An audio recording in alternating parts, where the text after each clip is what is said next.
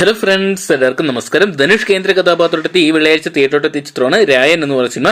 ഇപ്പോൾ ഇത് ചിത്രത്തിന്റെ രണ്ടാം ദിവസം ശനിയാഴ്ചത്തെ കളക്ഷൻ റിപ്പോർട്ടും അതോടൊപ്പം തന്നെ ഞായറാഴ്ച ഇന്നത്തെ ട്രാക്കിംഗ് കളക്ഷൻ റിപ്പോർട്ടും പുറത്തു വന്നിരിക്കുകയാണ്. അപ്പോൾ ഇന്നത്തെ വീഡിയോ ഭാഗത്ത് നമ്മൾ പങ്കുവെക്കാൻ പോകുന്ന ഈ അപ്ഡേറ്റ് ആണ്.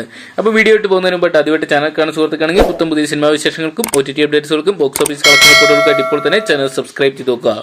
ധനുഷിനെ കേന്ദ്ര കഥാപാത്രമാക്കി അദ്ദേഹം തന്നെ തിരക്കഥ എഴുതി സംവിധാനം ചെയ്ത ചിത്രമായിരുന്നു രായൻ എന്ന് പറയുന്ന സിനിമ. എന്തൊക്കെയാണ് മികച്ച അഭിപ്രായം നേടിയ ചിത്രം ബോക്സ് ഓഫീസിൽ മികച്ച കളക്ഷൻ തന്നെയാണ് സ്വന്തമാക്കാൻ സാധിച്ചിരിക്കുന്നത്.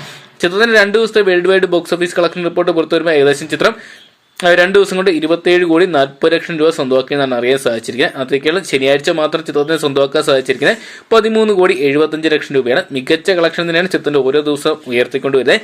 ചിത്രത്തിന് 2 ദിവസം കൊണ്ട് തന്നെ തമിഴ് വെർഷൻ 23,85,00,000 രൂപ, അവിടെ പിന്നെ തെലുങ്ക് വെർഷൻ 3,10,00,000 രൂപ, അവിടെ പിന്നെ ഹിന്ദി വെർഷൻ 45,00,000 രൂപ സ്വന്തമാക്കിയിട്ടുണ്ട്. മികച്ച ഇനിഷ്യൽ തന്നെ ചിത്രത്തിന് സ്വന്തമാക്കാൻ സാധിക്കുന്നതാണ് പ്രതീക്ഷിക്കുന്നത്. ഇന്ന് ഞായറാഴ്ചത്തെ കളക്ഷൻ റിപ്പോർട്ട് പുറത്തു വരുമ്പോൾ ചിത്രം ഏകദേശം 15 കോടിക്ക് മുകളിൽ സ്വന്തമാക്കുന്നതാണ് ഇപ്പോൾ പുറത്തു വരുന്ന റിപ്പോർട്ടുകൾ പ്രകാരം അറിയാൻ സാധിച്ചിരിക്കുന്നത്.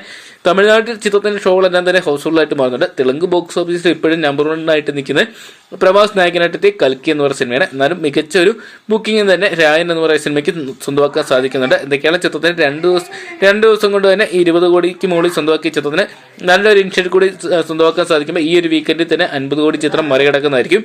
മഹാരാജയ്ക്ക് ശേഷം തമിഴ് ഇത്രയധികം മികച്ച ഒരു റെസ്പോൺസ് കിട്ടുന്ന ചിത്രം ഈ അടുത്തൊന്നും വന്നിട്ട്, അതുകൊണ്ട് തന്നെ ചിത്രത്തിന് വലിയൊരു ഇനിഷ്യൽ സ്വന്തമാക്കാൻ സാധിക്കുന്ന നമുക്ക് പ്രതീക്ഷിക്കാം.